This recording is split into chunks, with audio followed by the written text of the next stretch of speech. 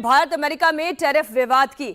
America के भारत पर tariff attack के बाद अमेरिकी राष्ट्रपति डोनाल्ड ट्रंप का एक बड़ा बयान सामने आया है। अमेरिकी राष्ट्रपति डोनाल्ड ट्रंप ने भारत से ट्रेड डील पर बातचीत से इनकार कर दिया है। ट्रंप ने कहा कि जब तक कि टैरिफ विवाद का हल नहीं निकल जाता तब तक बातचीत शुरू नहीं होगी। दरअसल पहले इस बात की चर्चा हो रही थी कि भारत से ट्रेड डील पर बातचीत के लिए अमेरिका का एक डेलीगेशन भारत आने वाला है, लेकिन अमेरिकी राष्ट्रपति ने इसे खारिज कर दिया। आपको बता दें कि ट्रंप ने भारत पर 50% टैरिफ लगाया है, जिसमें से 25% टैरिफ कल से यानी कि 7 अगस्त से लागू हो चुका है, जबकि बाकी का 25% टैरिफ 27 अगस्त से लागू होगा। इसका मतलब टोटल टैरिफ 50% हो जाएगा। अमेरिकी राष्ट्रपति ने कहा था कि भारत रशिया से तेल खरीद रहा है, इसलिए भारत पर यह एक्शन लिया गया है। अब ट्रंप ने कहा है कि जब तक कि टैरिफ का मसला नहीं सुलझता तब तक भारत के साथ ट्रेड डील पर बातचीत नहीं होगी। India tariffs. Do you expect increased trade negotiations, since you've announced the 50% tariff? No, not until we get it resolved. To follow up on the India tariffs, do you expect increased trade negotiations, since you've announced the 50% tariff? No, not until we get it resolved.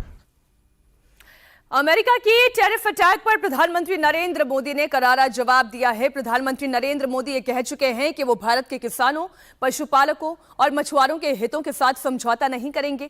अब प्रधानमंत्री Modi Trump के tariff बम के जवाब में नए front की तलाश कर रहे हैं। इस बीच ब्राजील के राष्ट्रपति लूला डी सिल्वा ने प्रधानमंत्री मोदी से फोन पर बात की। राष्ट्रपति लूला ने ट्रंप के टैरिफ को एक तरफा बताया और कहा कि ट्रंप के टैरिफ से सबसे ज्यादा प्रभावित भारत और ब्राजील है। दोनों नेताओं ने भारत ब्राजील पार्टनरशिप को आगे बढ़ाने पर भी बात की। दोनों नेताओं के बीच ट्रेड, डिफेंस, एनर्जी में मजबूत सहयोग बढ़ाने पर भी चर्चा हुई। आपको बता दें कि ट्रंप ने ब्राजील के राष्ट्रपति लूला डी सिल्वा से बातचीत को लेकर कहा था कि जब वो चाहे हमसे बात कर सकते हैं, जिसके जवाब में ब्राजील के राष्ट्रपति ने कहा कि ट्रंप की जगह वो प्रधानमंत्री नरेंद्र मोदी से बात करना चाहेंगे और इसी के तहत उन्होंने पीएम मोदी से बात की।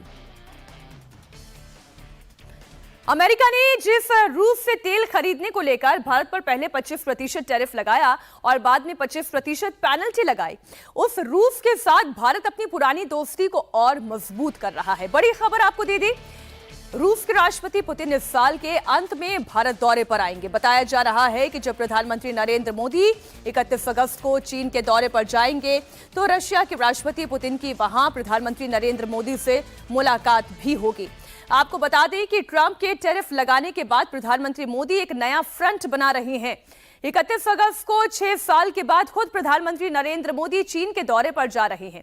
चीन ने टैरिफ के मुद्दे पर भारत का समर्थन किया है। ब्राजील के राष्ट्रपति भी प्रधानमंत्री मोदी से बात कर चुके हैं, अपना समर्थन भारत की तरफ बढ़ा चुके हैं। कल एनएसए अजीत डोभाल ने रूस के राष्ट्रपति पुतिन से मुलाकात की, जिसकी तस्वीरें भी सामने आ चुकी हैं। You very rightly mentioned, Excellency, that we have got a very special relationship, a long relationship, and we highly value our strategic partnership. We have had high-level engagements, and these high-level engagements have contributed very substantially. We are very excited and delighted to learn about the visit of His Excellency the President of Russia, President Putin, to India. I think that the dates are almost finalized now. The more important thing is this, that is, these summit meetings have always been the watershed points. रूस ने भी भारत को अहम साझेदार बताया है। रूस की सिक्योरिटी काउंसिल की सेक्रेटरी सर्जेई शोइगु ने कहा कि भारत और रूस का रिश्ता आपसी सम्मान और विश्वास का है। रूस और दोनों देशों के संबंधों को एक नए मुकाम तक ले जाना चाहता है।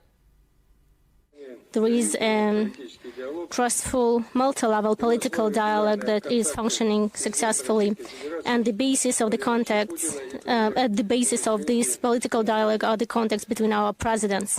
For our country, it is of primary importance to strengthen privileged strategic partnership with India based on trust, mutual respect,